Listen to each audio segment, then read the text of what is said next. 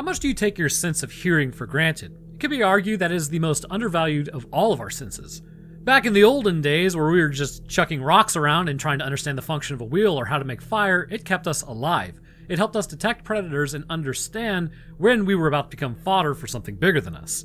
In the modern era, a lot of what sound means has deteriorated and become a little muddied. Now, it is much more of a function in our normal lives and our existence, but something has changed, where our hearing and understanding of a sound has moved from a shock and call to action to something far more pedestrian.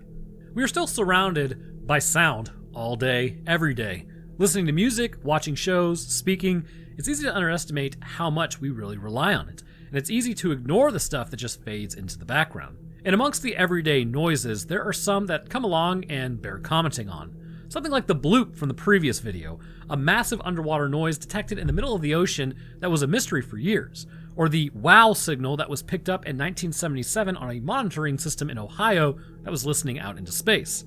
Another phenomenon, and one that we will be looking at today, is less of an individual event, but more of a type of effect that has been detected in many places all over the world. Generally referred to as hums, they are localized low noises, ones that persist and potentially worsen for some individuals, but usually ones that have no known origin or cause. Most of them are named after places where they are found, like the Windsor hum or the Auckland hum. They've been heard in Europe, in America, and also as far away as New Zealand. But for the specific one we are looking at today, we need to head over to New Mexico in the southwest region of the United States. New Mexico itself is the 5th largest state by area, famous for its natural beauty. Known as the Land of Enchantment, having driven through there, it wasn't really enchanted. It is home to a number of state parks, national forests, and many other impressive sights to visit. Most people would be familiar with some of the larger cities, such as Albuquerque or Santa Fe, but almost everyone will have heard of Roswell. Roswell brings up associations of extraterrestrial activity. Even just the name itself starts the E.T. theme song playing in your head. And it isn't the only mystery in New Mexico. Instead, we're headed to Taos County in the Sangre de Cristo Mountains, and from there to the town of Taos itself. With a population of only 5,716 people in the 2010 census, it isn't exactly a big place. So why has it been featured on the Unsolved Mystery TV show, BBC Radio 4, and even got referenced in the episode of both Criminal Minds and The X-Files? Well, probably because it's absolutely horrifying. In fact, have a listen.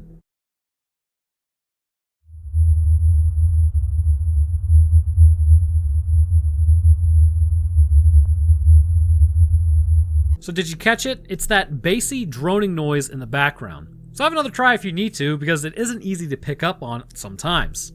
So that is the famous Taos hum. From a technical standpoint, this is how the characteristics of the hum are described. It is a frequency between 32 Hz and 80 Hz, modulated from 0.5 to 2 Hz. That was a direct quote from a study carried out in the area, published by the Acoustic Society in its autumn 1995 edition. These specifications were found to be similar to an earlier study, providing those that could hear it with at least some justification, if not a concrete answer though. The first recorded study was published in New Scientist on December 13, 1979, where an article was titled Mystery of the People Who Hear the Hum. This British study spoke to various people around the UK who claimed that they could hear a hum and recorded appropriate data. While the study fell short of any solid explanation for all the various noises, they found them to tend to have a frequency between 31 to 100 Hz, and modulated between 0.1 to 2 Hz. It would appear on the surface at least that this 90s study matched up with the results of that one in the 70s. If nothing else, this proved that the acoustic makeup of these British mysterious noises were similar to whatever was going on in Taos. And it isn't like every single person in the town was hearing these things. It was the case with every other sort of hum that it wasn't a universal complaint. For those that did hear it, however, it was a regular and irritating occurrence, much like my tinnitus, which is flaring up right now. It also didn't seem to discriminate between genders, with the report mentioning a fairly even split between male and female complainants. While it did skew a little when age was considered, it wasn't in the way that most would expect. If it was heard only by the very young or the very old, it may be some of a semblance of sense, so to speak, but instead the majority of reporters were middle-aged. Some other odd characteristics of the Taos hum seemed to be that its range was variable. For some hearers, it felt that they could shift locations and the noise would lessen or disappear entirely. For others, it was audible over fairly impressive distances. One believed that they could hear it as much as 30 miles away, or around 48 kilometers. So what is the cause of the Taos hum?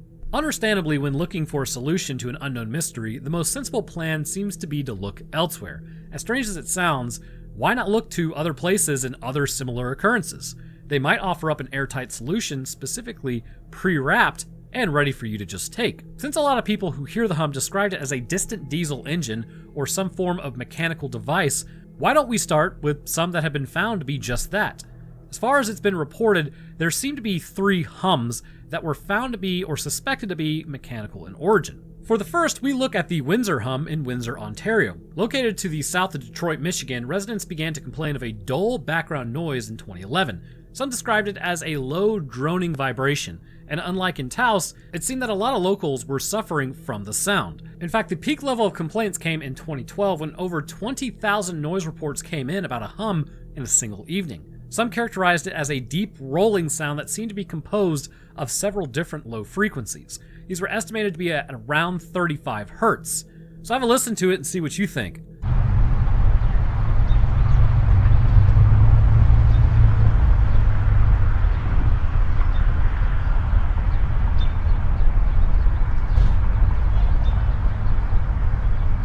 So you may not have been able to hear anything unless you had particularly bassy headphones, or even better, a speaker set up with a subwoofer. The constant rain noises and car sounds obscure it, but it was clearly something that was widespread and affecting enough people to warrant investigation. The source of the noise was calculated to be from Zug Island, within the city of River Rogue by Detroit River. The river runs between Windsor and Detroit. The Canadian investigators used their American counterparts for access to Zug Island in order to pinpoint the source, but were refused, which definitely isn't suspicious at all. They maintained that no new equipment or machinery had been added or modified around the time that the noise complaints began, despite a U.S. steel mill being the suspected source. And don't look into it at all, nothing was added. This claim about nothing new coming online from around 2011 was cast into doubt in April of 2020. The mill took its blast furnaces offline for good, and the noise and the complaints went away seemingly overnight. The second and third solved mechanical hums are a little more straightforward to explain and resolve. A hum in West Seattle led to investigators to Cal Portland and their cement and construction operation on the waterfront. They were utilizing a vacuum pump to take bulk materials off ships, one of substantial size and power. Clearly, relations between the Port Authority and the officials investigating were a little better than those that denied access to Zug Island. But once they identified the source, they made mechanical adjustments to the pump, adding silencers, and once again, all complaints and reports dried up overnight. The third and possibly final officially solved mechanical hum is all the way in Wellington, New Zealand. The same sort of routine was followed. Sudden reports of a nuisance, low, rumbling noise. In this case, it was suspected to be the main engine of a ship idling in the water nearby. Once the vessel had left the vicinity, no further reports were made. Now, one of the things that I do find interesting, though, about as far as like mechanical in nature is actually I was at, I believe it was Lake Barton this summer, and me and my friends were in the water, and I could hear this noise inside of my head, but I had no idea what it was, and I thought maybe I was like freaking out about something until I got out of the water and it stopped. And then I got back in the water and it began again. So I was like, is there something in the water? And I realized actually boat engines literally probably 400 to 500 yards away were creating a noise that was traveling into my body that I then could hear in my ears. And as soon as I got out of the water, it was good to go. The point of that random tangent is this. Even though the air, we think, oh, well, things really far away that are mechanical can't really make that much noise. Obviously, they can. And what's interesting is that the noise itself can actually, if it's a low enough frequency, hit your body, and then that sound is produced in your head. But if you were to say, take the air, it shouldn't actually be heard. But all this seems to make sense so far. A mechanical sounding noise is detected, located, and the source is either removed, modified, or ceases operation, and it goes away. Surely all that's left for the residents of Taos is to pinpoint the nearest heavy industries and start walking around with a decibel meter. Not so, unfortunately. There's been a number of times where machinery has been identified and modified, but the reports continue. Kokomo, Indiana is actually a good example. When the reports started coming in, there were two separate suspected sources found, one each at two local industrial plants. However, once both the cooling tower and the air compressor respectively were changed, the hum continued to be reported. But this leads us to our next possible explanation for the Taos hum, and one that isn't quite as unbelievable as it might seem. Does it even exist? Although that sounds ridiculous after all we've just discussed, the multiple scenarios where a source of the noise was located and dealt with, some of them have proved to be a lot harder to diagnose and understand. A man by the name of David Bagley, who headed up the audiology department of British teaching hospitals, has his doubts, at least about some of these hums. While some of them have been recorded and been measured and been adequately explained or at least looked into, there are some that seem to evade all efforts to locate them. In fact, there are numerous examples of these sort of auditory phenomena suddenly disappearing whenever official efforts are made to locate and investigate them. The thing to remember is that no one seems to be accusing people of entirely fabricating these lesser documented hums. Every person that speaks on the phenomena seems to agree that even if there is nothing that can be picked up by recording equipment in the specified location, these people still are truly hearing something, or at least legitimately believe that they are. Why this could be is more up for debate than any other aspect. After all, how much investigation could you really do into something that you can't measure, can't record, can't commit to tape and compare, examine, or research? Going back to David Bagley, the head of audiology mentioned earlier, he assessed as many as 2/3 of the cases as not being from a physical world source. That is to say, they weren't really hums. If we are to understand what else they might be, then it's worth looking at what David actually specialized in within audiology. His main focus of study over the 30 years plus that he spent at the teaching hospital was tinnitus and hearing loss. Hearing loss doesn't have as much impact as these auditory phenomena, but tinnitus just might. And the Mayo Clinic describes tinnitus as when you experience ringing or other noises in one or both of your ears, the noise you hear when you have tinnitus isn't caused by an external sound, and other people usually can't hear it. And Roanoke Gaming, or at least Roanoke Tales, describes tinnitus as it completely sucks and it's really annoying. It goes on to explain that it's fairly common, affecting between 15 to 20% of the population. While it can be caused by injury or by partial hearing loss, you can also end up just doing trap exercises and then looking left for some reason, which was really stupid, which then pulls a muscle, which then causes tinnitus. But one of the most common courses of treatment ties back into what David Bagley suggested.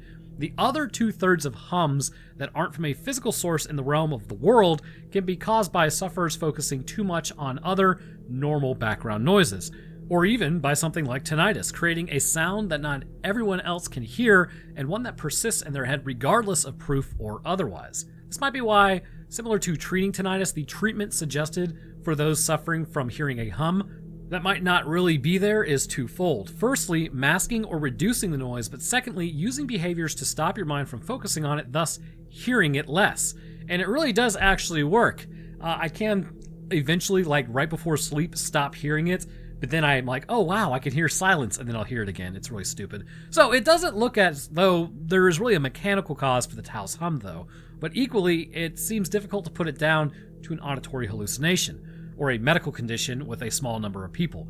And unlike some of the other places, this hum doesn't start to shy away when interest in it picks up.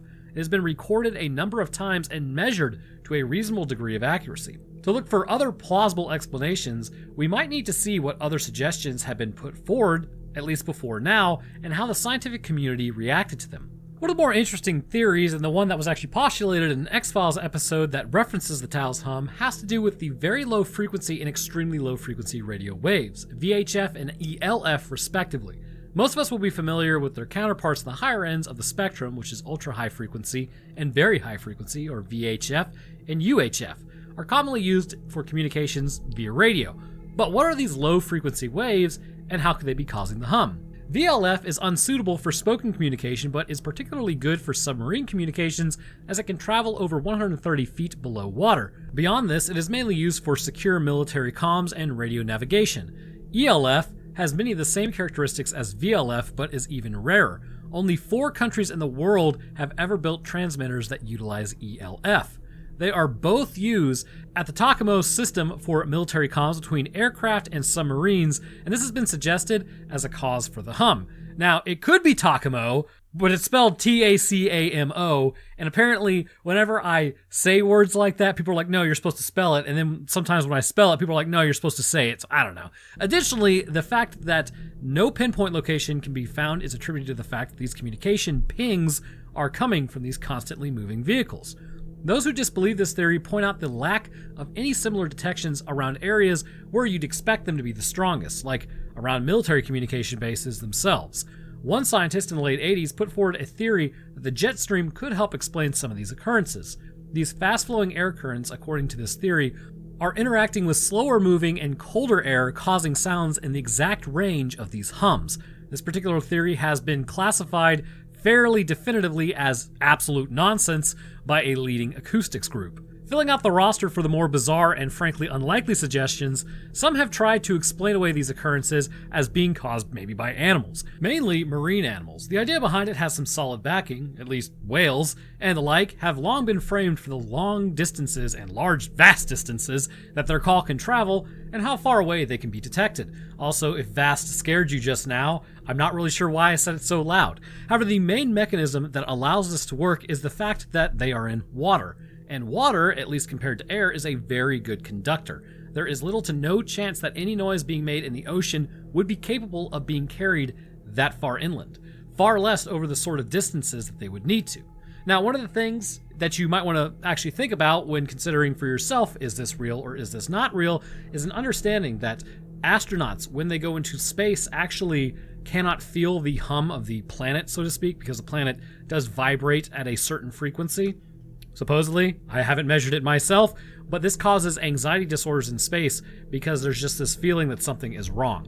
But in the end, there doesn't seem to be any official agreement on the causes of the Taos hum. There are plenty of theories offered, mainly different suggestions that could go at least some of the way to explaining the odd sound, but nothing concrete enough to make complete sense.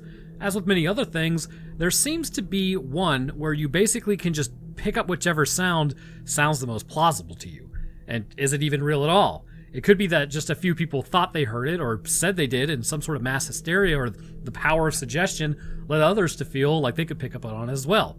Or is it something specific to an area? Some sort of quirk to the location that lends itself to creating the hum or amplifying some pedestrian background noise?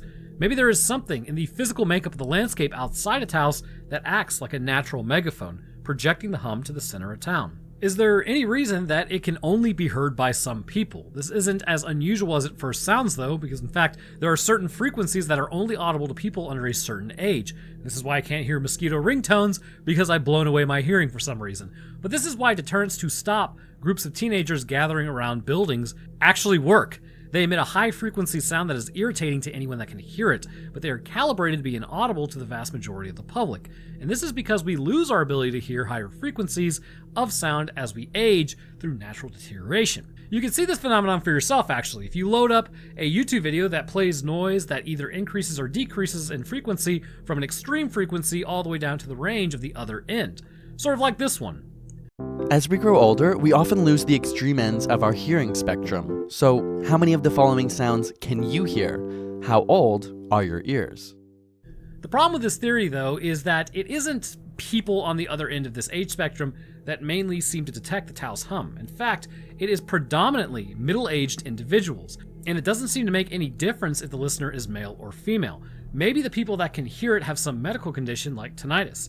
The existence of recordings, measurements, and analysis seem to contradict this one, however. These scientific records take out the other less physical suggestions like mass hysteria or some strange form of groupthink. So while it may have been considered and then quickly dismissed some of the other more outrageous theories such as animals or jet streams, it isn't like odd theories haven't come back around before to be proven right. Take, for example, a final theory that we didn't cover. The fact that the electromagnetic field level in this area is higher than surrounding locations. This wasn't really given much thought since, there should be no audible effect to this. No difference in how it's perceived anyways. However, there was a study conducted as recently as 2019 that suggested the human brain, or at least some people's, may be sensitive to magnetic fields. When you add in the fact that many people didn't even report it as a specific noise, maybe just a feeling of a vibration, or it might just possibly be that the Taos hum is home to a small number of individuals that are predisposed to being affected by these electromagnetic fields, you begin to see it might just be predicated on the individual. And it is still a small number as well. It was estimated by one of the studies that they carried out that the percentage of the population that reported being affected by or able to hear the Taos hum was 2%. Bearing that in mind, for this study, they surveyed 8,000 people and just 161 reported hearing it. Also, they didn't seem to agree on what it even sounded like. Descriptions ranged from a whir to a buzz, but the most popular was the eponymous hum. For anyone wanting a more physical explanation for what the people of Taos can hear, they might look to a gorge that runs past the town. Maybe the changes in air pressure cause the noise. Or for the more mystically inclined, some suggestions have been made that it is the noise of lost spirits trying to make their way to the afterlife. Whatever you choose to believe, the Taos hum is not alone. There are many sounds like it all across the world. Some might have explanations, but many don't. Some can be recorded, and some seem to defy the very research techniques that we need to try to understand them. The fact remains that for at least some of the residents of New Mexico in this town, despite multiple well-funded and thorough investigations, after more than 20 years of reports, recordings, research, and theorizing, there is no solid explanation for what some are hearing. The mystery, like the noise, rumbles on. But I want to thank you guys for watching. If you enjoyed, then leaving a like is great, as it helps get the video out there, and subscribing to let me know that you really actually enjoy this channel is pretty cool as well. I have a Patreon, whatever now, and I'd like to thank my patrons real quick. First, at the literal Wendigo tier, we have Grayson West. Thank you, sir. And now we have a new eyewitness to the event, Mushroom Dance. Thank you as well. And to my secondhand accounts, Kanan Johnson and Troy, your support is greatly appreciated, as well as with the rest of my patrons. I do thank you. But that's going to do it for me. I hope everyone enjoyed, and I'll see y'all in the next one.